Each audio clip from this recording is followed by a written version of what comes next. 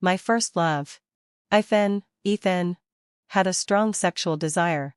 Every time we met, the passion between us was intense. As if he couldn't wait to devour me. I posted a question online asking if this was normal. Netizens jokingly said, "Isn't this normal? You little rascal. You're really having a good time." Later, my mother was in a hurry to urge me to get married. After another intimate encounter, I took the opportunity to suggest bringing him home to meet my parents. Ethan, however, smiled casually. "Sylvia, I already have a girlfriend. She comes from an aristocratic family. A refined lady. Her grandfather passed away, and she has to observe mourning for 3 years. I can't be intimate with her. So that's why I have you." I felt as if I had fallen into an ice cave, almost thinking I had misheard. But Ethan's voice didn't stop. His voice carried a hint of laziness and hoarseness after being satiated. "But why do you suddenly want to meet my parents? Didn't you say you would never get married in your life? That's why I chose you to fill the void during these 3 years. We grew up together and know each other well. So we can just make do for 3 years. Fortunately, my girlfriend's mourning period finally ends tomorrow. I finally endured through these difficult times. I won't need you to accompany me anymore in the future." His tone was cheerful, without the slightest bit of guilt towards me. My heart ached as if being cut by a knife. I clenched my fists tightly, my fingernails digging into my flesh. And I didn't even feel the pain as my skin turned pale from the stabbing. I looked at him like a wandering soul and asked, "Why didn't you tell me? Why didn't you tell me you had a girlfriend?" "Because there was no need. Anyway, heading till Sylvia's session. We were just lovers for 3 years out of convenience," Ethan said indifferently.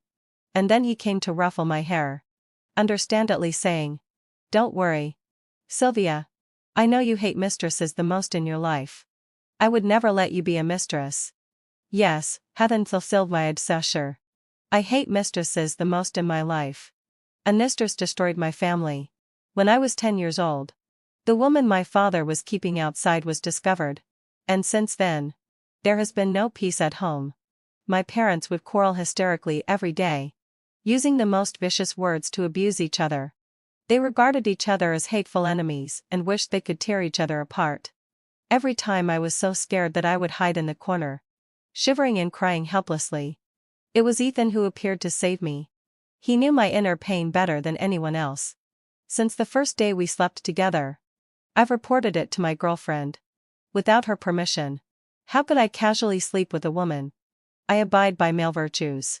She knows about your existence. Ethan held up my cheeks, looking at me intently. His dark eyes were filled with only me. Everyone says that people with peach blossom eyes look affectionate even when looking at a dog.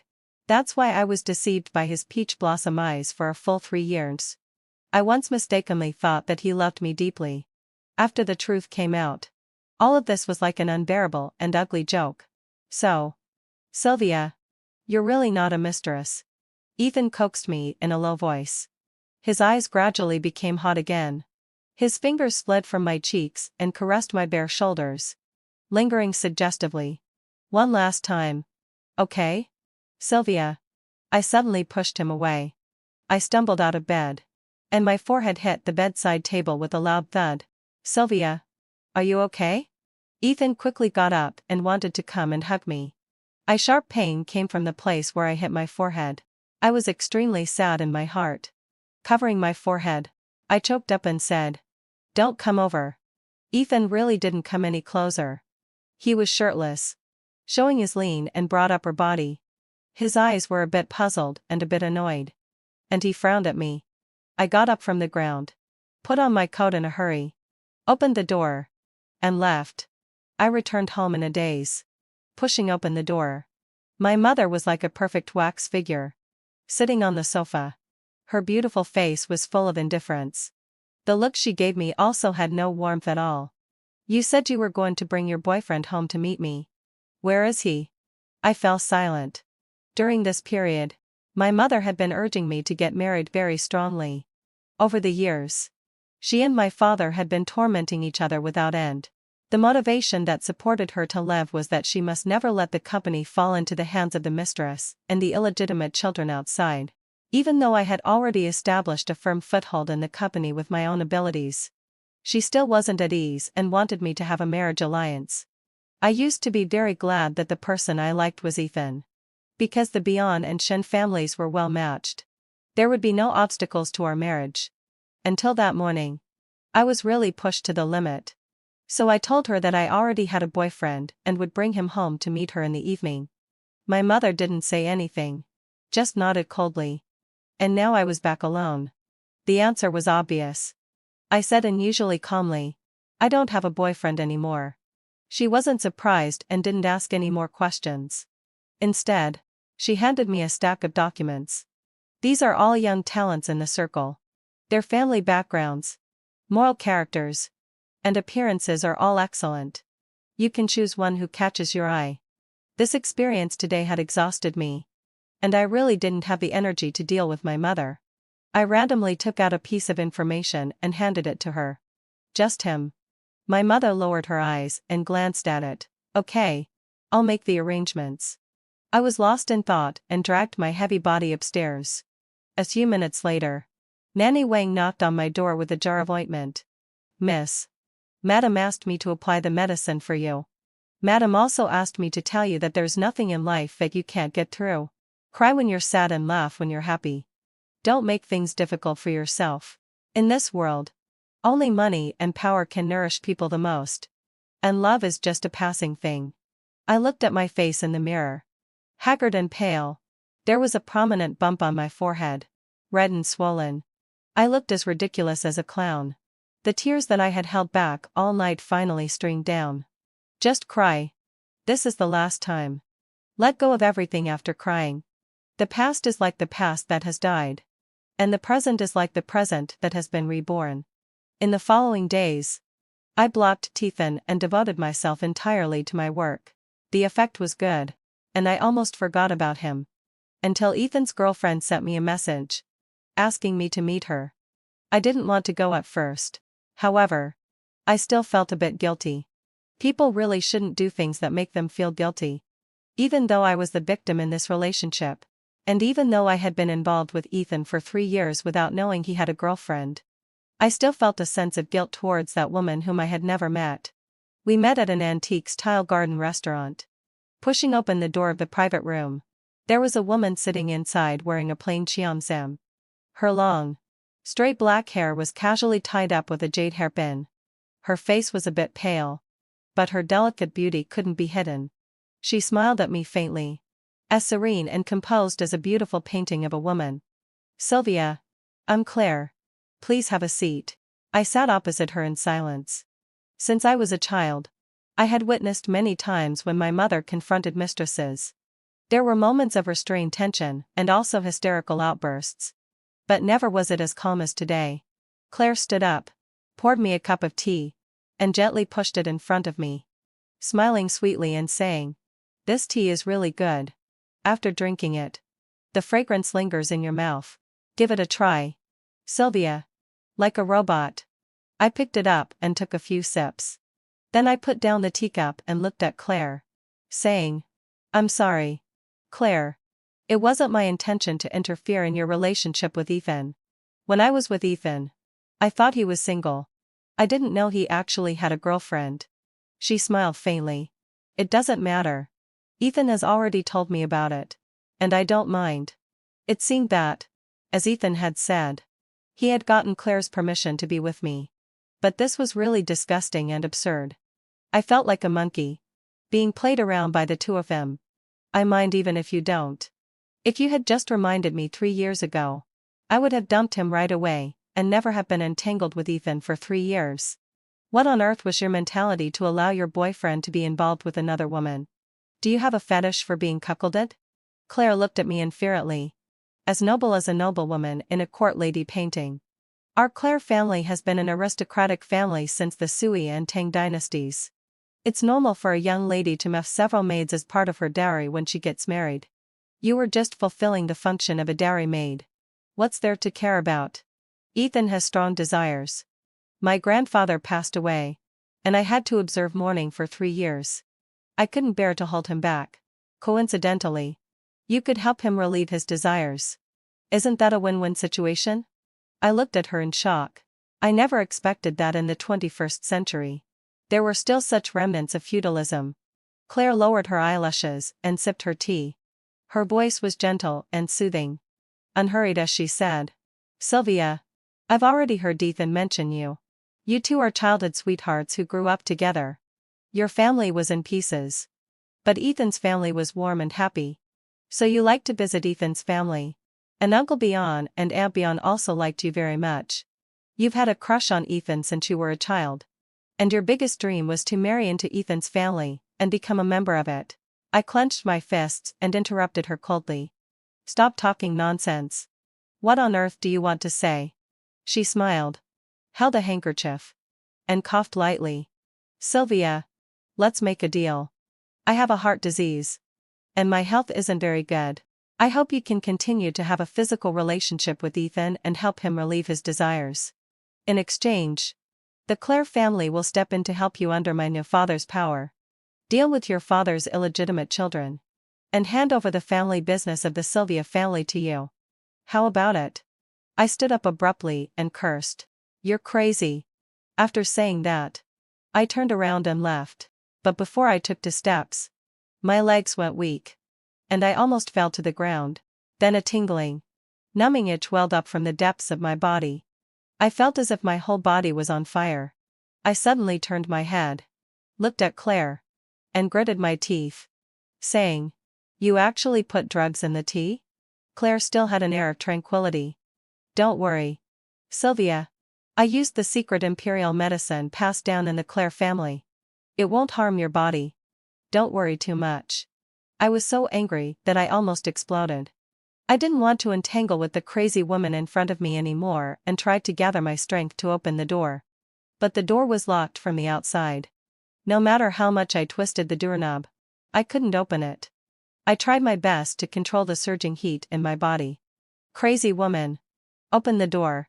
Claire remained indifferent, assuming a superior posture. "How dare you?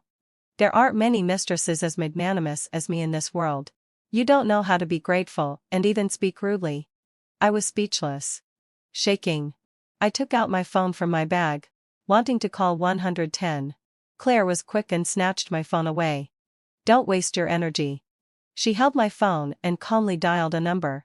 Dialing, it was answered almost instantly. A series of furious questioning voices from Ethan immediately came through the receiver. "Great. Sylvia. So you still remember to call me? Aren't you so full of backbone? Didn't you block all my contact information? So what on earth are you angry about?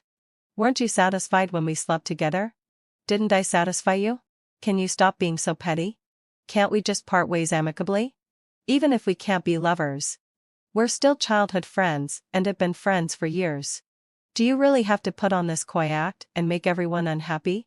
The effect of the medicine started to take hold, and I dug my 10 fingers into the ground desperately trying to suppress it. I didn't dare to open my mouth at all. I was afraid that if I spoke, an ambiguous sound would escape. Ethan paused for a moment, and his voice softened a bit. "All this fuss you're making is just to force me to give in. You want to monopolize me. You want me to break up with Claire. And you want me to be with you alone. Right?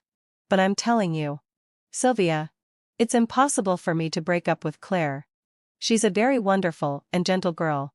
If you met her, you'd also think I'm lucky." This sudden confession made the mask of calmness that Claire had always maintained crack. Her eyes were filled with tears, and her fair cheeks turned pink. She looked shy and touched. "Sylvia, be a good girl. Okay? Stop making a scene." "Huh?" Ethan suddenly lowered his voice and used what he thought was a charming bubble voice. "Trying to bewitch me. As long as you're good, I promise you that I'll reserve my next life for you. If you don't believe me, I'll accompany you to the temple tomorrow, and we'll swear in front of the Buddha." I felt so disgusted that I almost vomited up my leftovers from the night before. People can't even empathize with their past selves. For example, at this moment, I really can't understand why I used to like this kind of man. I was really obedient this time. A trace of jealousy flashed in Claire's eyes, and she couldn't help but say softly, Iphone, it's me." Bathon was stunned for a moment. and his voice became gentle and doting. Claire. You're being naughty again? Why do you have Sylvia's phone? Are you together? Claire glanced at me. At this moment, I was curled up in pain, sweating all over, and my body was twisted like a twist. She withdrew her gaze and said in a sweet and affected voice, Sylvia is in some trouble. She's been drugged with an aphrodisiac.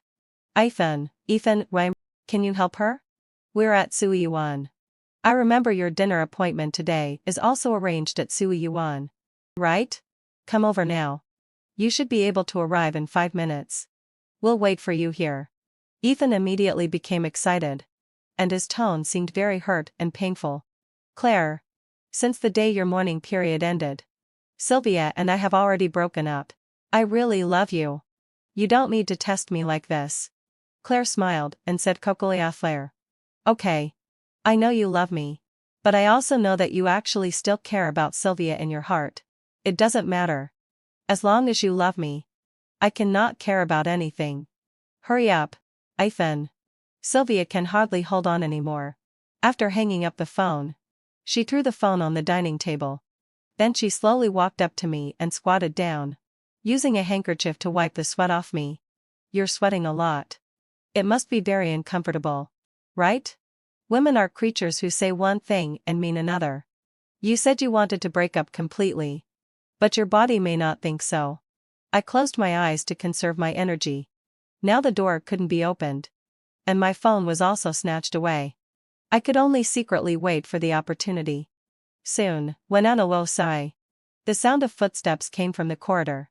The door was opened, and Ethan rushed in. Claire, when he saw me lying on the ground, my face flushed and curled up like a cooked shrimp, his eyes dark and slightly.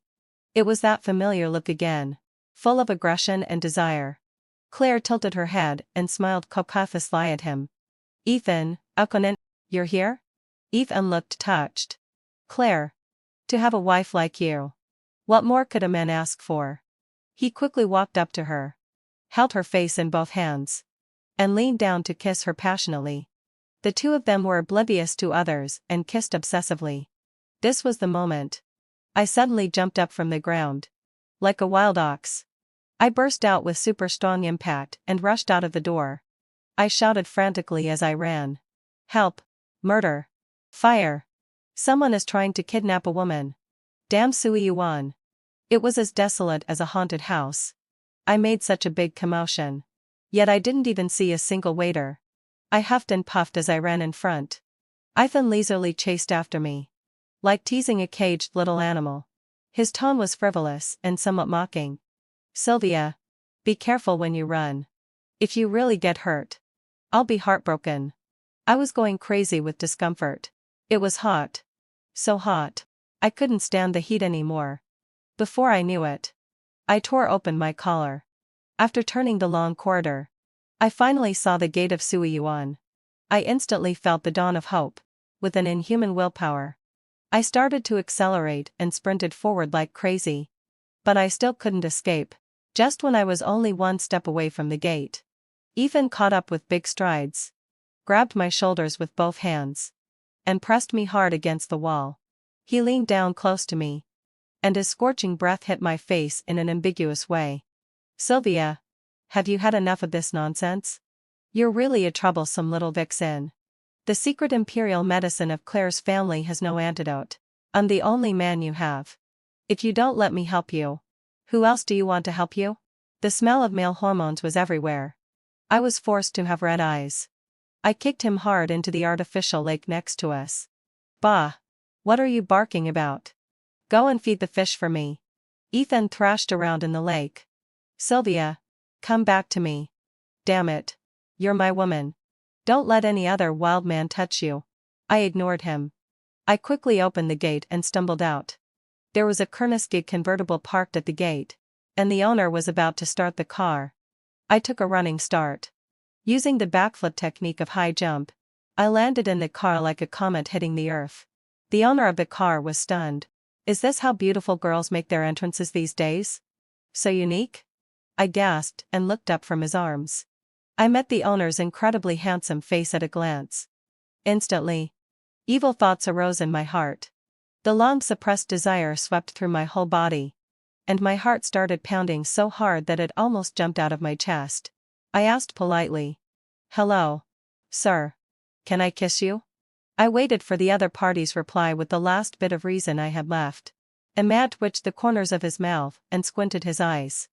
"Do you know me before you want to kiss me?" I was honest. "No. But I'll know you after the kiss." I couldn't control myself anymore.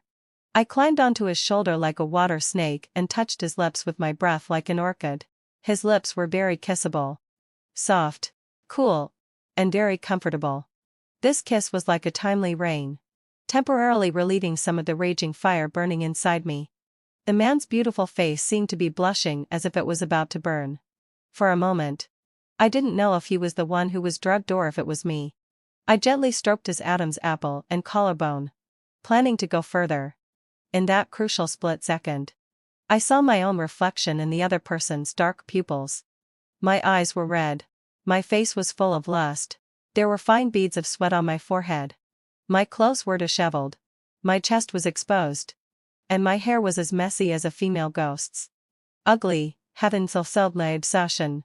It was really too ugly. That feeling it was like you were unkempt, not wearing makeup, and wearing a big floral coat from Northeast China. And you met your ex-boyfriend on the street corner. It was so embarrassing. I felt like I was splashed with a basin of ice water. I instantly calmed down and said word by word to gritted teeth, "Sir, please do me a favor and take me to the hospital." To avoid continuing to harm innocent men, I casually picked up his phone and smashed it hard on my head. The moment the blood gushed out, I fainted. When I woke up again, I was lying in the hospital. The strange tingling and sweltering heat feeling in my body had completely subsided. It was like having a high fever. After the fever subsided, my body was only left with some soreness. I wanted to prop myself up and get out of bed, but a sharp pain came from my head. I couldn't help but let out a hiss. The man who was sleeping beside me bounced up like a zombie. When he saw that I was awake, he carefully helped me lie back down and tucked the quilt around me. Like a male mother. "You're awake? Don't move around." It was the owner of the Kernisco. I took a closer look and almost became a fool from being mesmerized. The man's features were exquisitely beautiful, as if he had stepped out of a comic book. Even though his hair was as messy as a chicken coop, it didn't detract from his beauty. There was a hint of unruly arrogance between his eyebrows and eyes. His figure was also very superior, with broad shoulders and a narrow waist. He looked at least 1.88 meters tall. Probably because I stared at him for a bit too long. He asked lazily, "Is it nice?" I was honest, "Yes. It's nice." He smiled, put his hands in his pockets, and raised his eyebrows. "Do you really not know me?" I let out an error. A flash of light went through my mind, and I understood what he meant. "Yes. I know. You're the honorable owner of the Kerniskeride. And you're my savior." He looked at me, half angry and half amused. "You don't know me at all." He walked to the side, picked up the kettle, and poured me a glass of water. My gaze was involuntarily drawn to his hands again. They were white, slender, with distinct knuckles, and the protruding veins on the back of his hands were clearly visible. I couldn't help but swallow. Damn it. Did the doctor not completely detoxify me? Why do I feel that I'm getting hot all over again? As the man handed me the glass of water, he said, "The doctor said you have a mild concussion and need to be hospitalized for observation for 1 day. You can be discharged tomorrow." "Thank you, kind-hearted person. I have a name. It's Hector." "Huh? Emperor? Long live the Emperor. Long live. Long live." Hector looked at me with a gloomy and melancholy expression and glanced at me. The Huang of dusk, and the Shang of the law of entropy increase. After saying that, he stared at me intently, as if there was some expectation hidden in his eyes. I forced a smile and said, "It's really magnificent." A trace of disappointment flashed in his eyes. He stared at me somewhat angrily. I didn't know what I did to make him angry. I blinked my eyes and tried to recall. Suddenly, I had an epiphany. "I'm sorry before. I kissed you without your permission." His ears instantly turned red. That redness spread from his ears to his neck and then to his face. Finally, heading Silsilve. His whole head was as red as a juicy tomato. My heart skipped a beat. And I said in surprise. Could it be your first kiss? The man didn't say anything. His eyes were pitch black. Pure and clear. Like a puppy's eyes. Looking at me eagerly. Seemingly a bit aggrieved. Sorry. I'm really sorry. You're magnanimous. So don't hold it against me. If you really feel bad about it. I originally wanted to say that if he really felt bad about it, then I'd let him kiss me back. But when my eyes met the man's wet eyes, I thought that such words were still too presumptuous. So I closed my eyes and steeled myself. Just consider it as being bitten by a dog. He pursed his lips. And the flush on his face faded instantly. He looked at me expressionlessly. He seemed even angrier. He turned his back to me and said coldly, "Go to sleep. I'll keep watch over you. It's better to have someone take care of you when you're in the hospital." I said cautiously, "If you have something to do, you can actually leave first." He was so angry that he turned back around and said in a nonchalant tone, "Are you trying to drive me away? Do you turn your back on me as soon as you've used me? Is this how you treat your savior?" I obediently closed my eyes. In my heart, I actually let out a sigh of relief. Fortunately, he didn't ask me what exactly had happened. Otherwise, how could I answer? After being discharged from the hospital the next day, Hector drove me to my doorstep. I earnestly asked him to leave his bank card number, saying that I would transfer the money for the losses of these 2 days to him. He looked indifferent. No need. Just consider it as doing a good deed every day. After saying that, he stepped on the gas and drove away. My mother didn't react much even though I had been missing for a whole night. Ethan has even called home. "Did you two have a fight? Don't mention Ethan in front of me ever again. I'm at odds with him." My mother wasn't interested in asking the reason either and changed the topic.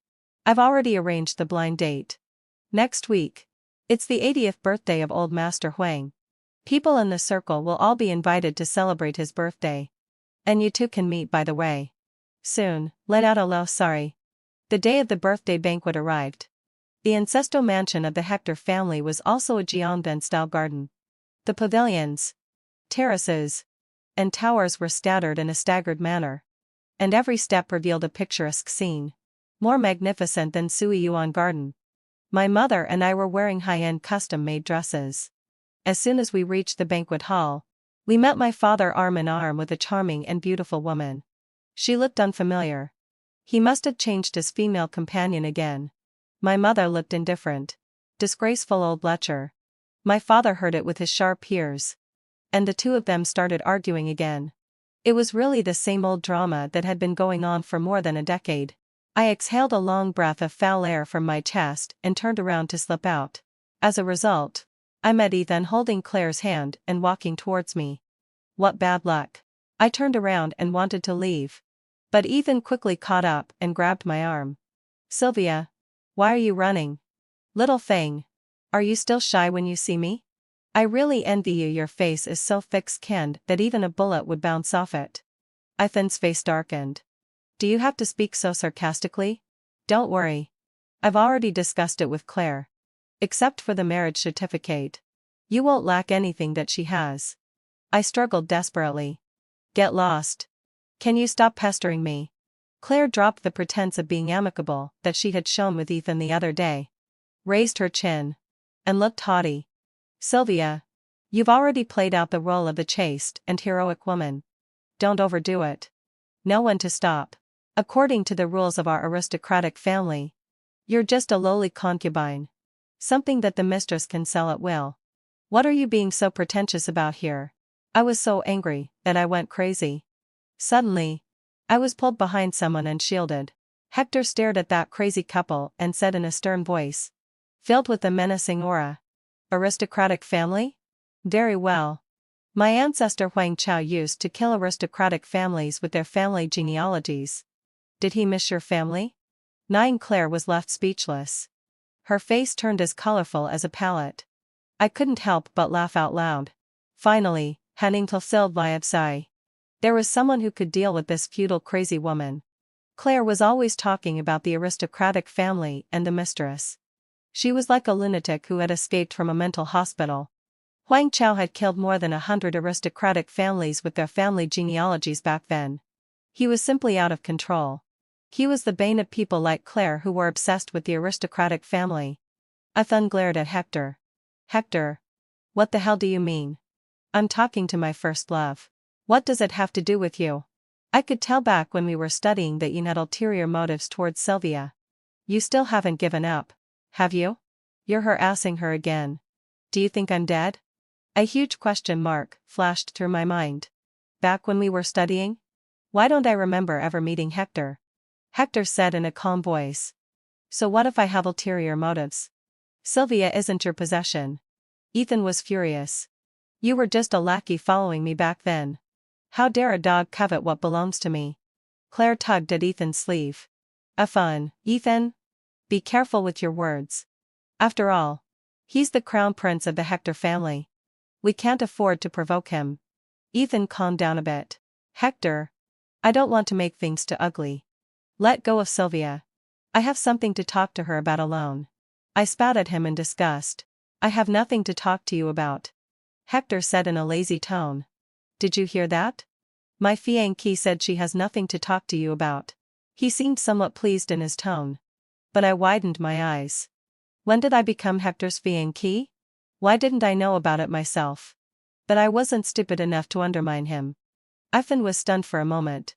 And then he laughed exaggerated. Your fiancée?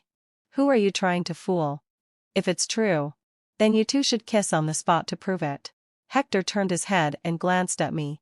His eyes lingered on my lips for a moment. And I felt my heart start to race wildly again. But he lowered his eyes and looked away, snorting coldly. Who do you think you are? Why should I prove it to you? If you don't prove it, it means it's fake. Hector. You've been a love-struck fool for half your life. She doesn't even know you. You're so pitiful. Hector's long eyelashes quivered slightly. And his face turned a bit pale, giving off a sense of translucent fragility like colored glaze. My heart suddenly ached. My body moved before my mind could react. I suddenly hooked my hands around his neck, pulled his head down, and kissed him fiercely. I murmured softly. Sorry. Don't be angry. Anyway, we've already kissed once. So it doesn't matter if we do it a second time. Hector's eyes suddenly became dark and intense. There seemed to be huge waves surging in his eyes. And a violent storm formed a huge whirlpool, as if it was going to suck me in. He just stood there without moving. I felt a bit embarrassed and was just about to give up. Then he took the initiative, held the back of my head, leaned in, and pressed his lips against mine. He kissed me frantically, rubbing against me fiercely. He closed his eyes, and a sexy Adam's apple rolled as he guided me to dance with him. I was like a solitary boat, tossing up and down in the sea of desire he created. Ethan instantly flew into a rage. He rushed over and wanted to attack. Damn it. Hector. How dare you touch my woman? Hector pecked at my lips and said in a hoarse voice. Be good. We'll kiss again later. I blushed and rubbed my cheeks. Then I saw Hector, with a speed that I couldn't even see clearly, executed a clean and neat over-the-shoulder throw, sending Ethan flying several meters away. Ethan let out an ouch, and lay on the ground, unable to get up for a long time. Claire was heartbroken and rushed over, shouting, Ethan, Hackleaf too. Are you okay? Ethan was furious and lay on the ground, shouting, Do you know how her kissing skills were trained? It was all me who taught her. She slept with me for 3 years. Do you know that? Sylvia is just a worn-out shoe that I'd used. And you actually treat her like a treasure. Hector's face darkened terribly. And he clenched his fists and rushed forward. But he still wasn't as fast as me. I rushed to Ethan's side like a cannonball. I punched and kicked him wildly, scratching and clawing at him with all my might. Damn scumbag. You deceived my feelings. Damn scumbag. Your mouth is full of shit. You should be recycled by the garbage station. Damn scumbag. Why didn't the heavens strike you dead with a bolt of lightning? At this moment, in the cloudless sky, there was suddenly a loud rumble. And a huge thunderclap sounded. A bolt of lightning crackled down from the sky. It accurately hit Bianya and Ethan. Ethan was instantly turned into a blackened figure, and his hair stood up like a hedgehog. There was also a faint smell of roasted meat in the air. Ethan rolled his eyes and fainted. His life or death unknown. The commotion we caused in the courtyard quickly alerted the people of the Hector family and my mother. The two families smiled and looked at me and Hector holding hands. These two kids have already held hands. It seems that both sides are very satisfied with this blind date. I immediately realized what was going on and looked at Hector. So the person my mother arranged for the blind date is you? He said in a disgruntled tone. And he told me that I was the one you personally selected from dozens of pieces of information. Didn't you know that? Feeling guilty, I shrank my head and said in a low voice. I was in a bad mood that day and just randomly selected one. I didn't even look at who it was. I suddenly remembered something else. Is your family really the descendants of Huang Chao? No wonder your name is so domineering. Do you really believe that? Who told you to speak so seriously? The descendants of Huang Chao have already changed their names, and don't have the surname Huang anymore. I let out an "oh" and nodded. Then, lay down a low sorry. I remembered something again. What did that scumbag mean by those words? What was his ulterior motive? His face turned red again. And he said somewhat shyly. Nothing. He's a scumbag who's been struck by lightning. How could he tell the truth? I thought about it and found it quite reasonable. So I didn't ask any further. Later, Hector and I started dating naturally. The more I got to know him, the more I realized that I had found a treasure. He was so obedient and innocent, and he was easy to appease. When I got busy with work, I was so occupied that I couldn't care about anything else. He would accompany me to work overtime. He would sit there quietly with his laptop, neither making noise nor causing trouble. When I glanced at him amidst my business ends, he would look back at me as if he had a telepathic connection. His eyes were so clear and innocent. Looking at you just like Bambi. Making it hard for you to bear it. Different from my previous relationship that was twisted and full of desire. This relationship was like a primary school student's game of house. It was so innocent and pure that there was nothing rated R. There was no physical entanglement. However, we could still feel the immense love we had for each other from each other's eyes. Ethan was struck by lightning and became paralyzed, unable to move half of his body. The attending doctor, who was my friend, gave me the exclusive inside story. Not only is he paralyzed, but his private part doesn't work either. He's completely become a eunuch. Great. Making a womanizer into a eunuch should be more painful than killing him. Right? It really is a case of karma. The heavens never spare anyone. I heard that Claire still stayed by his side and they quickly held a wedding. I highly suspect that Claire likes the incapacitated Ethan. Otherwise, why would she go to so much trouble to harm me? I didn't think about it for too long. Everything related to them had become a thing of the past. In the past 6 months, I also joined forces with various directors to completely marginalize my father and expel him from the decision-making level. I took over the company completely. As soon as I could, I dispatched my father's several illegitimate children to Africa to develop the market. Just as my mother said, only money and power can't really nourish a person. And I found an album in Hector's study. There were many photos of me when I was a child. Finally, having fulfilled it, I remembered that I had actually known him before. Ethan was 1 grade higher than me. He had always been a popular figure in school since he was a child, and there were always a lot of people following him. Hector was one of his little followers. He hadn't developed much at that time. Looking like a thin and short bean sprout. Always being taciturn. The breakdown of my original family made me rely on Ethan a lot. When I clung to Ethan, he always had limited patience. He would get impatient soon and then ask his lackeys to keep me company. Memories came flooding back to me. I finally remembered. It was actually Hector who accompanied me during those saddest days. When my parents were arguing and I was crying sadly, he would silently hand me tissues. When Ethan ignored me, he would clumsily comfort me. My parents would quarrel hysterically every day, using the most vicious words to abuse each other. They regarded each other as abominable enemies and wished they could tear each other apart. Unexpectedly, having fulfilled my insertion. After going around in circles, my current lover turned out to be an old acquaintance. My tears fell one by one onto the album. Hector hugged my waist from behind and said softly, "You've still found out." I turned around and threw myself into his arms. Choking up as I said, "Why do you like me?" He looked at me tenderly. "Like is just like. There's no reason to explain it. You like Tiffin so much." I don't know how jealous I was. But for your happiness, I could only quietly step back. Later, I went to study in the United States and swore to forget you. But as soon as I came back, my parents forced me to go on blind dates. You don't know how happy I was when I found out that the blind date partner was you. But you didn't remember me.